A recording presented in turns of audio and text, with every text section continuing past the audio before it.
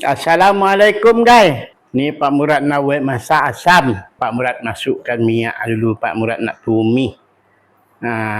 Bahan-bahan ni. Nah, masak asam ni ada yang tak tumis main lobu ya tu. Tapi kuah jalan. Tapi ni ada tumis punya. Hai guys. Pak Murad nak masukkan bahan ni. Nah, nampak minyak pun dah panas. Ini semua ada ni bawang putih, bawang merah, halio, kunyit. Semua ada dalam ni ya. Ni Pak Murad masukkan.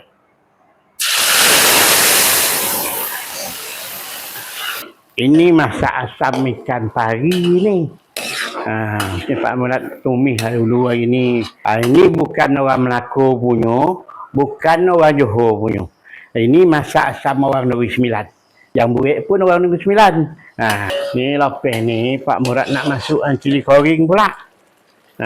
Ni cili koring Pak Murad masukkan ya. Dua senduk cukup lah. Sampai dia kang apa merogak garang. Kita masuklah barang-barang lain pula. Masukkanlah sos tiram dia. Sos tiram kena masuk. Masuklah kicap sotong. Tunggulah dia melogak. Masuklah kari. Kari ni suabuk ni. Satu sudu. Cukuplah. Kacau dulu kan. Masukkanlah lada hitam ni sesudu. Lepas ni Pak Murad masuklah ikan ikan pari. Ni dah ikan